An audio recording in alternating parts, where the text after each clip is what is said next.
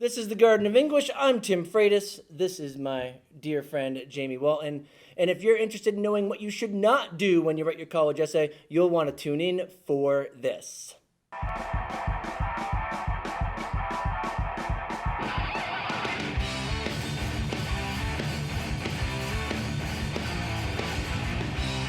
We are here with my friend Jamie Walton, like I had mentioned earlier, and Jamie has decided to come in and tell us about his expertise in the field of writing college essays. So, Jamie, what I would like to ask you is, first of all, what was your position in college admissions before you took your new job? Yeah, sure. I worked for two different colleges, Massachusetts College of Pharmacy, right out of college for a couple of years, and then I spent a little over 5 years at Bentley College, which is now Bentley University, and which is a fairly competitive school, so we had to definitely make difficult decisions, so where essays did come into play. And I was what was called an assistant director of admission there. Excellent, excellent. And so you saw a lot of college essays. You had to make a lot of decisions based on college essays. Yeah, we would get up to 6,000 applications total. I would personally read probably at least 1,000 of them first, and then I would read others as well as it went through the process, so thousands throughout the 5 years, and all of them had an essay. Okay, excellent. And so that was that was something that was required. Yes. Okay. Yep. Well, we want to actually help our viewers know what not to do on their college essay, and we're going to bring you back in a couple weeks, or maybe even just next week, and talk about what they should do on their college essay. Yep. So you want to stay tuned for that. Yeah. But today we'll talk about what they shouldn't do. And so why don't you hit us with, let's do 5 things that we should not do with our college essay. Yeah, and you know, just as a general remark with all of these, is something that to keep in mind, because a lot of times students freak out about essays, and some of that comes from the guidance counselor. They're like, essay, and so they get really scared. It was almost never the case where someone got in purely because of their essay. It was very rare. Occasionally something would so grab us that we would look more into the student and they got in. But that's why I'm saying this now, the don'ts. Yes. There have been essays that kept you out. And that's why you want to remember that the essay maybe won't get you into a college, but it can keep you out if you're already a good candidate academically. The essay can cause them to pause. So, and that is something we want to avoid for sure. Exactly. So the first one, you're going to love this, being an English teacher, especially as an AP English teacher, is grammar. Don't screw up the grammar. That doesn't mean, every little thing, but make sure you proofread.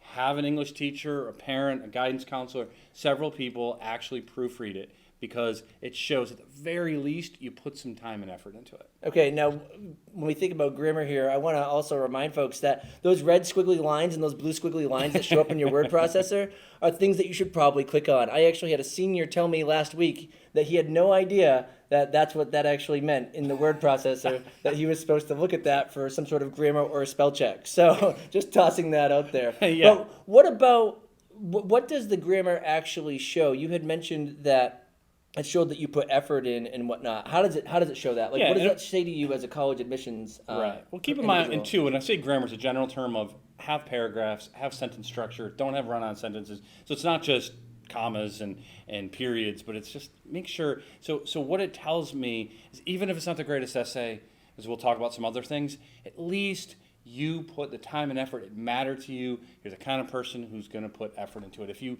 send in something that's like, what is this? It's like a text message to your mom, then it just tells us you don't really care if you get into our school. Now, what does that actually mean towards the school? So I'm a college admissions officer. I see that you even put the effort in to have a polished piece at least. Yeah. Well, how does that translate to college skills? Like, what does that stand out for when you're like, I actually think that might lead to a better student? Why? I mean, it definitely can if it's really well written, but we also recognize that a typical student is going to get help. And so we don't put too much like, wow, this person is going to be Shakespeare. We need to accept them from a writing style. Occasionally, a student's just a tremendous writer, and you can tell the creativity's all over the page, and it's just really well written. The average is a high school student doing their best to write something, and we just, again, that's why it's on the don't list. It's like, at the very least, send in something, someone says, all right, you put some time into this. Yeah. So don't have poor mechanics in your writing, Yeah. and one of the ways you can fix that is by getting it proofread. Right. Okay. Right. Excellent. Number 2, don't be boring. That's hard. That's hard for you to say to an English teacher. Isn't that my job? Yeah. If one of the things that we typically see is students regurgitating their resume or their list, and you're already going to put that in your application, right? You're going to put, I'm involved in, I'm on National Honor Society, I play soccer, I'm in the theater or whatever, the Latin club. And we're going to see that, and that's great if you have leadership positions. But if you just write an essay about all of those things, generally, it didn't give us anything more, and it just bored us to tears, right? Reading a resume, nobody wants to do that, right? You want to think of this as an admission counselor, probably a 25-year-old, a 30-year-old, most of them are, that are going to be reading them, sitting down with a cup of coffee, and they got to read like 200 of these today. They're going to skim it immediately if you're boring. Okay. Now, can you actually think of like maybe one of those boring things you've ever picked out in an essay, or am I putting you too much on the spot? No, I think that just being generalities. Nobody likes reading generalities, right? Okay. Like, I appreciate integrity, and you might talk about that, but you didn't. So what I would say in the do's, I'll mention this, but you want to, if you can, tell a story. People love to read stories. So a story in your life that demonstrates it, that grabs people's attention. Right. So it's okay to talk about, really caring about integrity, but you better be proving it, and we'll talk about that. Right, and you shouldn't have to say it. Yeah. If the story shows it. Gotcha. Awesome. Right. All right. Number 3. Stay away from the last second shot or goal. It kind of goes with the last one. So a lot of people are really excited you won the championship game. You spend, and the reason that is, you can write that, but I wrote so many essays where 75% of it was setting it up. He checked me against the boards. I passed the puck. I got it back. I scored, and we won. And that's great. And the crowd went wild. I'm sure your school loved it. The admissions counselor doesn't care. They're like, okay, we read a million of these, right? And so it's fine if you want to include that, but what does it tell us about you?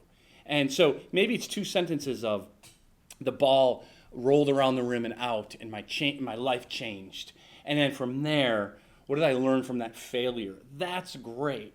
But don't give us a whole essay about your championship game, and at the end, I learned how to suffer whatever in like 1 sentence. Yeah. You want to make sure that essay teaches us something about you. Excellent. Your voice. So rather than actually set up to the moment of what you learned and have that in 1 sentence, you want to actually expose what you learned throughout the whole process. Exactly. The whole part of it. Right. Okay. So if the story tells us, and we always say it's your voice. Yeah. Everything else, recommendations, the transcript, it's all everyone else's voice about you, or you're learning. It teaches us the SATs. The essay is your time to give us your voice. And so if it's all about an event that doesn't really teach us anything about you, it doesn't do anything. All right. For it. 4 is a really quick one.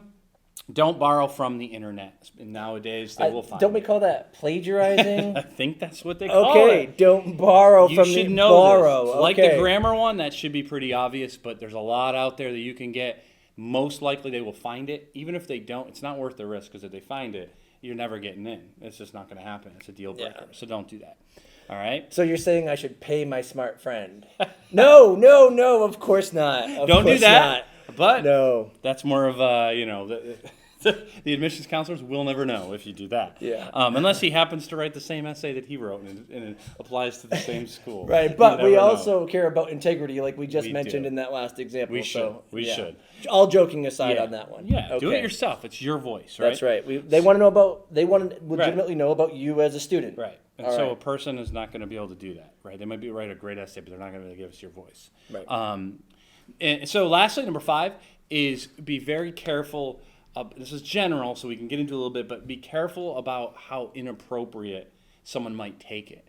And the hard thing is here, you don't know who's going to read it, right? So, and usually it's going to be more than one, right? It's typically going to go through one, even a second one, and then if it gets further in the Like process. more than one reader, you mean? Yeah. Like more than one? Okay. Admission counselor. Okay. Like for us, I would read, if you were an absolutely horrible candidate, you'd probably get denied without getting read by someone else. If you were great, you might get accepted with a quick glance, and then, okay, yup. But most would get read a second time by someone else, and then even a committee to look at it. So Okay. it's possible 4 or 5 people or more could end up reading some or all of your essay. And so one person might not mind profanity, like they're good with it, they use it all the time, but then this other person is offended by it, right? And so now, again, I had an essay once where it was just littered with profanity.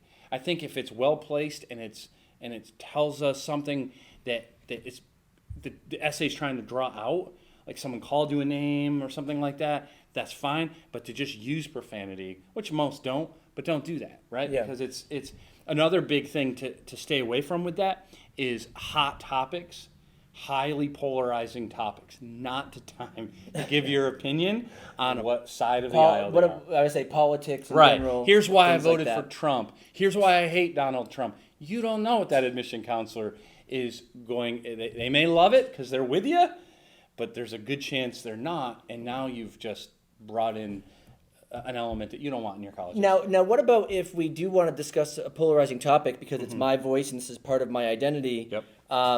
Is there a way that I can actually discuss that in a manner that will at least make it so that we're not going to turn somebody off? Is it more like don't be polarizing with the polarizing topic, or should we just avoid the polarizing topic? I would advise avoiding it completely. There should be some other way to bring out your voice without bringing something that's going to be polarizing. If you really want to, it's your paper. At that point, make sure it's written from a place that respects the other side. So it's, hey, this is my feelings on this, but I totally understand that there's, somehow, which would be difficult in an essay because it's not we're not talking about a 6-page paper here. Right. It's going to be difficult to do that. So if you can avoid it, then do it. But if it's something that's really passionate because something happened to you, Right, or if you identify that with this topic or with this issue, then and it's a real big piece to you, then you may Right. want to write about that. because they want to find out who these people are as people, Exactly. who these students are as people, Exactly. right? Because they're students who are actually breathing, emotional individuals with Right. stories to tell. Right, but there's other examples. Like one colleague told me they wrote where about they made out with a guy on an October night, and the whole essay was about that. Like, no, why would you write about something like So that? just this romantic endeavor that happened, and it's like, okay, that's just weird. Another person, I wrote the quote. They started their essay with "Man is a vile species." That may be true, but And you mean like mankind here, not just like men, right? right. Yeah, He yeah. was mankind, and he went on to say we kill each other, we rape each other, and all of that stuff. You can make an argument for that. Your college essay to really bring down the room, make people feel really bad, and really doom and gloom. It's going to tend to be counterproductive. So this particular essay put someone on a wait list they would have gotten in, and they never got into the university because of that essay. Gotcha. So again, it might not get you in, but it can keep you out. All right, so give me your 5 right in a row one last time. Quick last review here. What are they? Number 1 is grammar. Make sure that you don't have poor grammar, have strong mechanics. Okay. 2, don't be boring. Don't regurgitate your resume. Number 3, stay away from that last second shot or goal, meaning be more personal rather than just describe an event. 4, don't borrow from the internet. Explains itself. 5, be very careful about inappropriate language or inappropriate material. Okay, or at least, or if it's going to be polarizing or if it's potentially polarizing, just make sure that you're tying it to who you are as a person instead of just trying to be polarizing in your paper. Exactly. Awesome. Okay. Well, I really appreciate it. If you actually appreciated this video, by all means, feel free to tell us in the comments below. The easiest thing you can do to help the garden grow is to click subscribe and like. We're going to do one more session with my dear friend Jamie about things that you want to do in your college essay. And then after that, we'll actually talk about planning your college essay and producing such. So he'll be back one more time. You can also follow the Garden of English on Instagram. So we'd be thrilled to see you there. You can support the Garden of English in other ways. You can donate. You can buy some merch. There are all links to these things in the description down below. So without further ado, you all have a great day.